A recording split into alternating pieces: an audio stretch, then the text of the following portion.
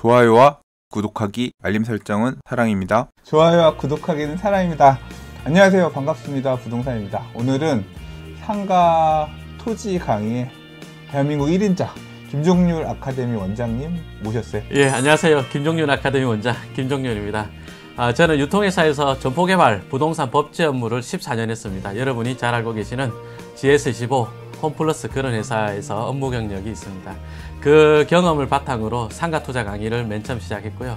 그리고 제가 토지 투자 강의도 하고 있는데 저 보고 싶으면요, 강남역 1번 출구로 오시면 됩니다. 이 동선을 이용하는 사람들 여기 뭐 있는지 몰라요. 네. 그런데 이런 자리들이 굉장히 위협을 받고 상대적으로 버틸 만한 자리들이 그러면 요렇게 관통도로를 두 개 물고 있는 요런 자리 있죠. 그런 사거리 코너. 예. 요런 데들이 이제 좀 더 이 안에서는 좀 버틸 수 있을 만한 자리가 될 가능성이 굉장히 커질 거예요. 중간에 있는 것들이 이빨 빠지면 예. 그 수요가 그 사거리 코너는 그렇죠. 오가는 사람들이 아무래도 원래 예. 더 많았던 지역이니까. 예. 그러니까 그러니까 말 그대로 좀 더 많은 사람들이 다니는 동선상에 있는 예.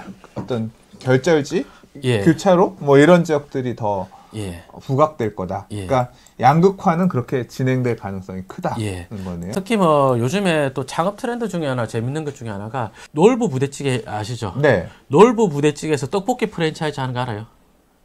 뭐지? 삼겹살 프랜차이즈 하는 거 알아요? 몰라요. 모르죠? 뭐 왜 걔네는 찜닭 하는 거 알아요? 그게 놀부가 이미 꽉 차가지고 더 예. 벌 게 없으니까 이걸 늘려나가는 거구나. 그게 놀부가 네. 이 금방 말했던 원래 브랜드가 4개인데 왜 제가 3개만 이야기했느냐? 한 개가 기억이 안 나요. 아, 꺾였나? 이게 저도 막 이렇게 창업 TV 이런 거 많이 보거든요. 예. 근데 보면 그 진짜 똑똑한 분들, 그거 전문으로 하시는 분들이 확실히 똑똑한 예. 분들이 많은 게 우리나라는 500개? 그러니까 500개 정도가 되면 예. 상권이 이렇게 그렇게 들어갈 수 있는 상권이 없대요. 프랜차이즈가 500호점 가까이 되면 그렇죠. 더 성장이 안 된다고 하더라고요. 500호 2000세대에 들어가는 업종도 말고요. 네, 그거보다 좀 큰 거지.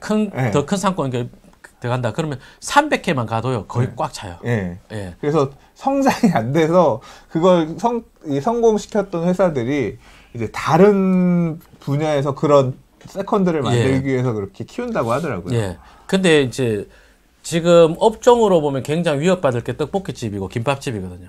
떡볶이 김밥. 예. 그런 분식집들이 아까 제가 2000세대 업종 이야기할 때 분식집 김밥집 이야기 안 했거든요. 네. 분식집 김밥집이 4000세대 업종이에요. 와, 4000세대. 예. 객단가가 워낙 낮아 버리니까. 아. 김밥집에서 누가 술 먹어요? 저 같은 페인들이랑 먹지. 드세요? 생수통에 담아갔어요. 시청자 여러분, 이게 물로 보이세요? 사실. 아, 냄새와.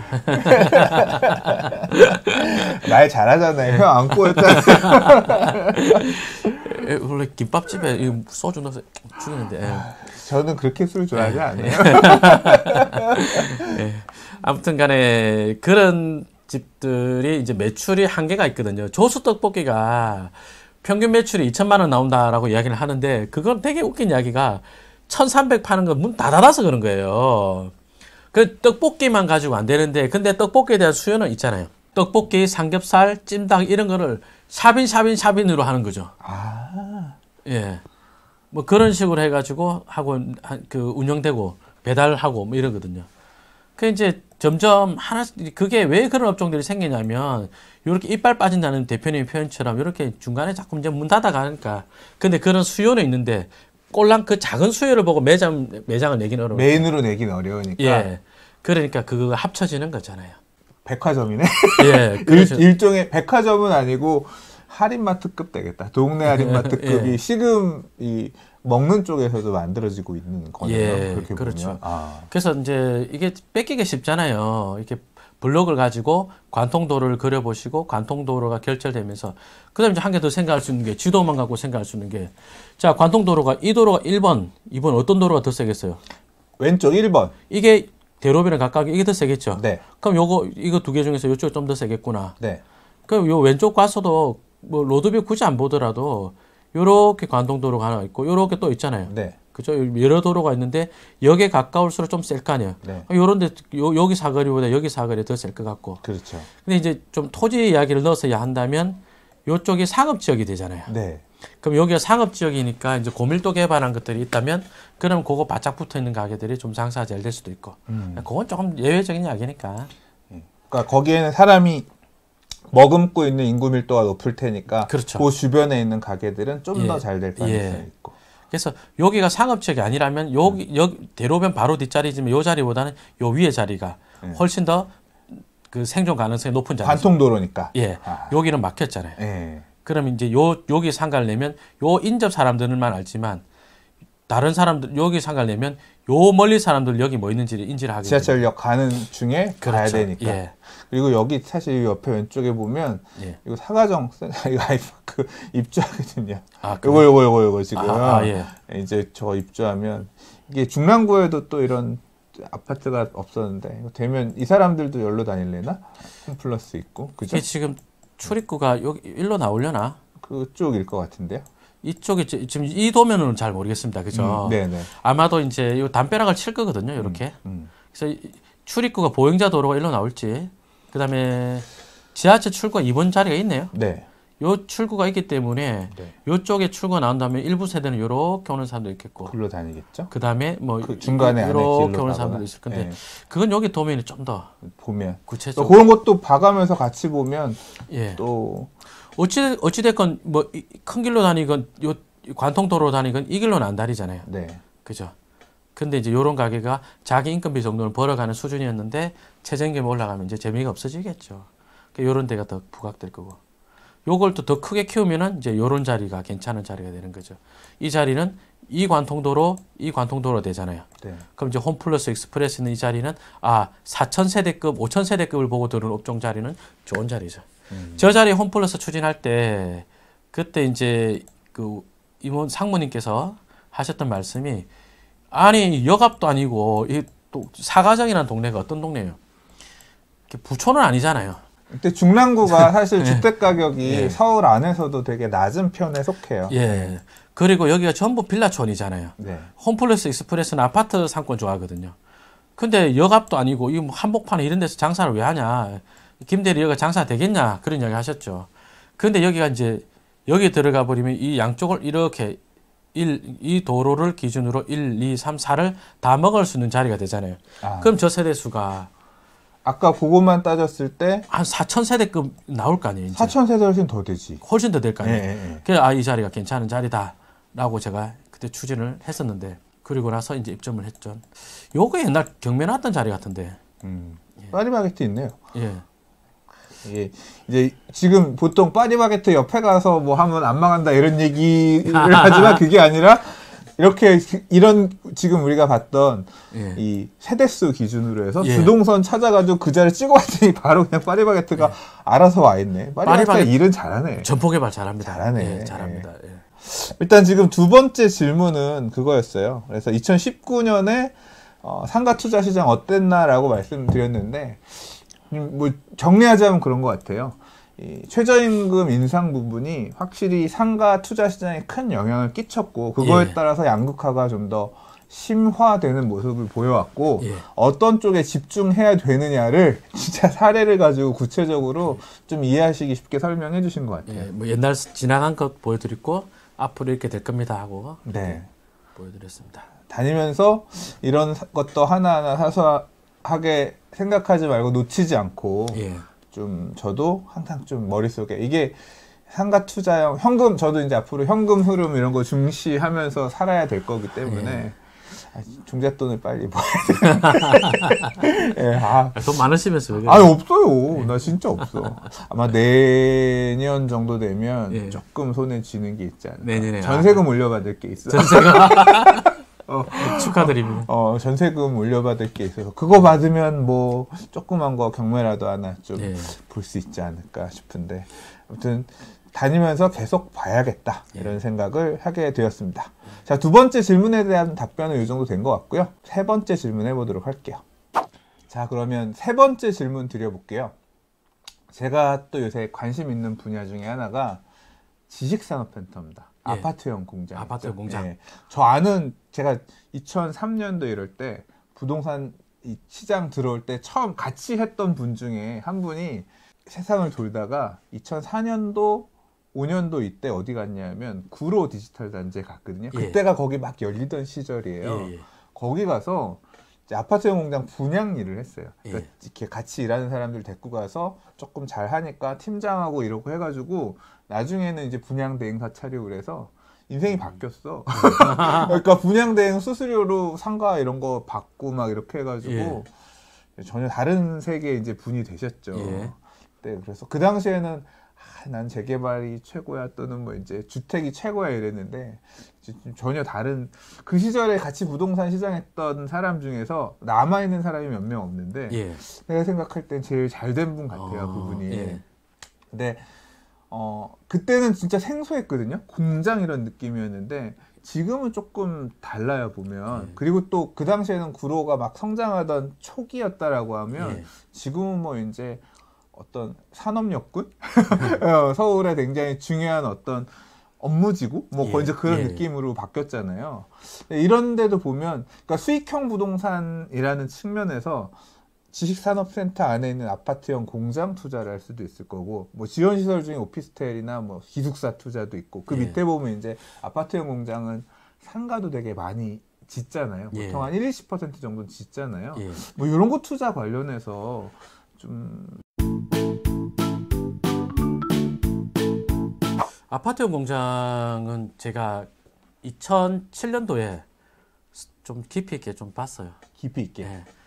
그 출신이 유통회사 출신이죠. 아, 그렇죠. 하긴 전폭 개발을 해야 되니까. 기본적으로 아파트형 공장에는 편의점이 1개에서 2개 정도 다 들어가니까. 있잖아요. 그래서 아니 이거 뭐 아파트도 아니고 공장도 아니고 업무 시설도 아니고 처음에 굉장히 어중간한 상품인데 일단은 조사를 해야 되니까 근무인이 몇 명이 되는지를 조사를 해야 됐어요. 그래가지고 이제 의왕부터 군포부터 해가지고 쭉 이제 아파트형 공장 기존에 만들어진 것들 조사를 했죠.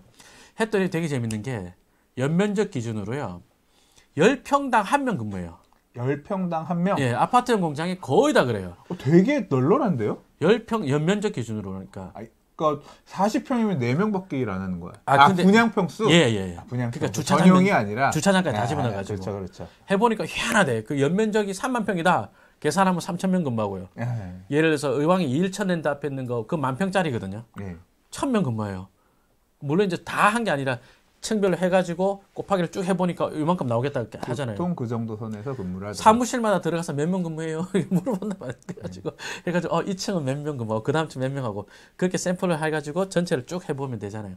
신기한 게 거의 다 연면적으로 하니까 10평당 1명 근무하는 거예요. 5만 평이면 5,000명 정도 근무하는 오피스다. 뭐 이렇게 이해를 하면 되겠네요. 아주 최근의 이야기인데 수강생의 장모님이 아파트형 공장의 상가를 살려고 하는데 아파트형 공장 상가 지식산업센터 그 상가 분양 사무실 사람이 이거 내가 사모님한테 진짜 좋은 물건인데 편의점 들어올 물건으로 아주 좋은 자리인데 사모님한테 드릴 테니까 사모님 다음에도 내 거 하셔라 뭐 이런 식으로 해가지고 도장 찍기 직전인데 이거 해야 되느냐 육서방 이거 해야 되나 이러더라고. 쪽지가 하나 왔는데 저한테 이제 CU 편의점 본사가 임대차 완료가 되어 있고 8,000에 430이다. 하면서 이제 뭐 당연히 수수료 얼마 주겠다 하면서 11억 6천짜리 상가다라고 온 거예요.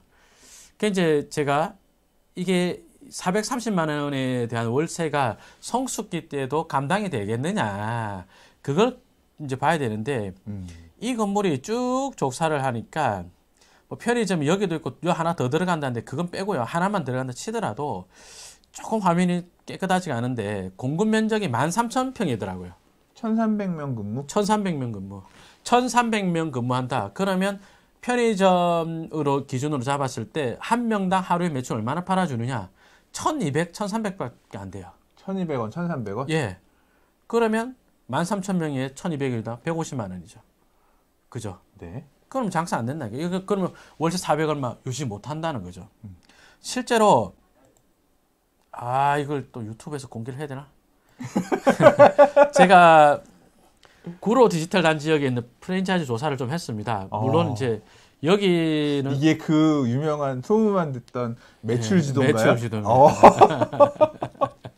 네, 귀한 걸 보네요. 예, 그런데 이제 물론 이제 정확한 매출인 것도 있고 추정한 것도 되게 많아요. 추정한 것도 많고 이제 있는데 예를 들어서 뭐 세븐일레븐 구로 드림타워점이다. 이게 14,344가 건물 연면적이거든요.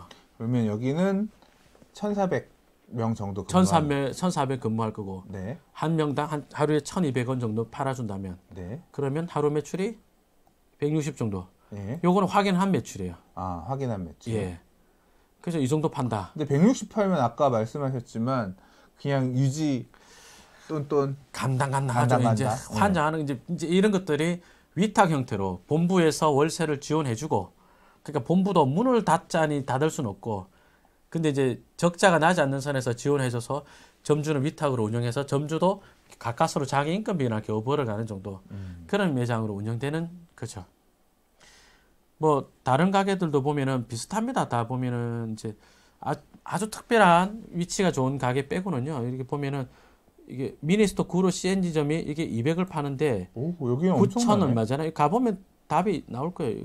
미니스토 구로 ENC점 가볼게요. 자, 이 자리에서 편의점을 한번 검색을 해보겠습니다. 경쟁점이 어떻게 분포되어 있나 한번 보겠습니다. 지금 이 자리에 보니까 여기 미니스톱이 하나 있고요. 네. 옆에 보니까 요거는 편의점이 아니다, 그죠? 네. 그러니까 미니스톱은 여기 들어가서 이 건물은 아까 뭐 9,000 얼마지만 옆에 건물에 옆에 편의점. 세대수를 잡아먹는 예, 거구나. 옆에 편의점 있네. 있네. 아, 그럼 요 뒤쪽에 없구나. 네. 그러니까 요런 것들을 두 개의 건물을 먹어서 그만큼의 매출이 나오는 거죠. 요렇게 두 개의 건물을 먹으니까 예, 이게 그래서 결국 머금고 있는 예. 머릿수만큼 예. 매출이 그냥 예. 이렇게 거의 리트머스처럼 이렇게 다 반영이 딱딱 되네. 예, GS15는 좀 영업력이 좋아요. 네. 그래서 GS15는 좀 세대수가 연면적 대비 매출이 좋은 했을 때 편. 좀 좋은 편인데 나머지는 뭐 구로 벤처점이다. 이건 매출 얼마 팔까요? CU 구로 벤처점이다. 12,000제곱미터인데 그럼 한 130, 150? 이 옆에도 편의점 있고 요 건물에 편의점이 없네요. 아, 그거 있으면 두 개 먹으면. 근데 요건 길 건너 쪽이잖아요. 예. 나눠 먹고. 좀 쪼개 먹는 치고. 그럼 한 30% 먹는다 치면 한 아까 12,000이니까 100, 한 70, 80? 198. 비슷하잖아요. 제가 득도했습니다. 몇 개만 알면 이게 딱 나오는데 뭐 그 네. 안에 뭐 카페 매출 이런 것도 제가 카페 매출 이런 거 조사하려고 되게 여기 애를 많이 쓴대거든요. 네. 그래서 왜냐면 업무지구잖아요. 사람들이 편의점 그 아파트형 공장 지식산업센터 내 상가에 면 제일 좋은 업종 편의점 생각하는데 카페도 잘 될 거다. 그래서 카페 조사도 많이 했는데 카페도 진짜 많아요. 지식산업센터 가면 예. 1층에 사실 편의점은 지정이 많잖아요. 그래서 딱딱 찍어서 더 못 들어오게 예. 업권 보호를 해주는 편인데 카페는 잘 또 보호도 안 해주더라고. 예. 큰 애들도 들어가고 개인 카페도 가고 해서 진짜 헬인 것 같아요. 쉽지 않아. 그래서 좋은 자리에 있는 예. 투썸 구로 대룡 1차 이런 거 하루에 240 하니까 예. 이런 거 장사 엄청 잘 되죠. 그거- 투썸이 월 평균 매출이 한 4,300 정도 되나 그럴 거예요. 예. 가맹점 평균이 걔는 한 7천 얼마 되는 거예요. 예, 그럼 굉장히 뭐 거의 2배급이니까 장사 잘 되는 편이죠. 근데 여기가 구로 디지털 요 사거리에 제일 메인이 되는 건물이거든요. 야. 그래서 여기에 뭐 다른 것들도 주로 장사가 잘 되는 편이고, 그래서 이제 하나 말씀드릴 게 아파트형 공장은 금방 지도 여기 보셨지만 네. 건물마다 다 상가가 있잖아요. 상가가 많이 있죠. 그러면 일단 자체 수요가 많은 걸 사야 되는데 자체 수요가 많다는 게 어느 정도냐? 최소한 2만 제곱미터는 되는 걸 사야 좀 안정적으로 2,000명. 예, 2,000명. 2,000명에서 밥을 먹는다. 하루에 7,000원짜리 먹는다. 그러면 1,400만 원이잖아요. 점심 밥값이. 네. 1,400만 원 점심 밥값 나오는 걸 식당이 예를 들어서 한 10개 있다. 그 140만 원씩 나눠 가지는 거잖아요. 그렇죠. 산술적으로 볼 때. 네. 그 중에서 이제 좀 더 유리한 자리. 많이 가져가는 애는 한 300 팔고, 예, 그러겠죠. 예. 적게 파는 데는 예. 덜 팔고. 일단은- 근데 그걸 20개로 쪼개놓으면 완전 마탱이 가는 거네. 마트에 가는 거죠. 물론 이제 식당만 들어오는 건 아니니까. 예. 식당만 10개 들어온다 봤을 때 그래 되는 거니까. 이제 그래서 기본적으로 2만 평 정도는 되어야 2,000명을 가지고 이런 게 하기에 좋잖아요. 예. 구로 같은 데는 좀 특수한 경우지만 구로가 아닌 다른 데를 벗어난다면 그러면 외부 수요가 굉장히 적거든요. 아파트형 공장 특징이. 아, 지금 저한테 질문 이거 쪽지 보낸 거 김포란 말이에요. 네. 그래서 이제 예전에 아파트형 공장에서 생긴 어떤 특성 가지고 지금 하는 데를 아파트형 공장에서 편의점이 잘 되더라. 아파트형 공장에서 커피점 잘 되더라. 그럼 한 줄 명제로 하나는- 설명할 수가 안 돼? 난리 난다. 아닌 예, 거네요. 예. 또 구로 이런 데 같은 경우는 아파트형 공장들이 많으니까 직장인들이 여기저기 네. 저쪽 뭐 이런 게 있긴 하지만 이런 데는 또 그렇지 않을 수 있으니까. 예, 그래서 혼자 덜러덩 있는 게 되게 많아요. 그럴 때는 만 평짜리 이런 거 장사 잘 되기 굉장히 어렵죠. 그러니까 이런 요새 보니까 그런 게 있더라고요. 자족용지? 그러니까 택지지구나 삼주신도시도 이제 있지만 이런 데들 자족용지에다가 이렇게 일부 아파트형 공장을 요새는 꽂아가지고 수도권에서는 그런 곳들이 많이 있나 보는데 이제 그런 데에서는 이렇게 편의점 자리들도 구로라든가 이런 데에서 성공 어떤 방식이 있었던 것과는 달리 이렇게 쉽지 않은 단지들이 나올 수 있다. 그러니까 그 선생님들이 섣불리 카피하는 게 뭐냐면 아파트형 공장과 커피점, 편의점 이런 걸 카피하는 거예요. 근데 이 아파트형 공장이 연면적이 얼마더라? 이것까지를 잘 안 하는 거죠. 네, 지금 얼마라고 그러셨냐면 최하 2만 2천 명. 자체 수요로 먹고 살았다면 2만 평 정도 되는 데 가야 안정적이지. 안정적이다. 예. 편의점뿐만 아니라 뭐라도. 예. 근데 그렇지 않으면 되게 힘들어요. 근데 또 이 아파트형 공장 같은 경우 편의점이 안에 박혀 있는 그런 이 위치를 굉장히 좋지 않게 주는 경우도 있잖아요. 예. 그러니까 그래도 이제 그 안에 있는 사람들은 찾아오니까. 예. 근데 외부 수요 이런 거 생각하고 들어가기보다는 내부에 머금고 있는 그걸 되게 중요하게 봐야 되나 그렇죠. 보군요. 예. 그 말씀하신 거 다 사례가 있긴 한데 너무 이야기 길어지니까. 네네. 대로변에 있는 것보다 안에서 끊어 먹는 게 구린 상가 싼데 예. 외부 수요가 별로 없는 아파트형 공장이었어요. 네네. 그래서 편의점이 2개가 오픈했는데 대로변에 있는 거랑 안에 있는 게 있었는데 안에가 임대료도 싸고 분양가 당연히 더 쌌다고요. 그 안에 있는 게 이겼어요. 저 그거 강의하실 때 배운 것 같아요. 강의하실 예, 때 그 사례로 설명해 주셔서 예. 공부했던 것 같습니다. 맞습니다. 네. 비슷한 게 있었습니다. 네.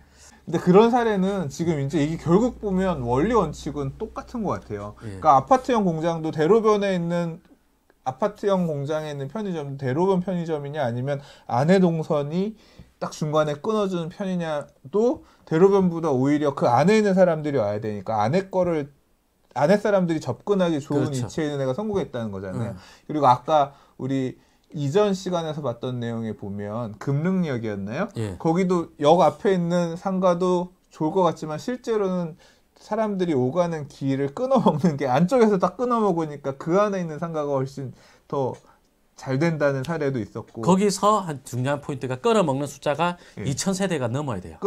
먹을 수 있는 개수가 2,000이 2,000 넘어야 의미가 있는 그죠. 아파트형 공장도 예. 안에서 끊어 먹을 수 있는 연면적이 2만 평 정도 되어야 2,000명을 끊어 먹어야 된다는 거죠. 예. 근데 끊어 먹는 게 1,000이다. 그럴 땐 밖으로 나가야 되죠. 끊어 먹을 수 있는 게 10,000제곱미터 정도면 이거 밖에 그냥 밖에 나가야 오가는 사람들 받아먹을 예. 생각해야 된다는 거네. 함께 볼까요? 네. 보면 좋을 것 같아요.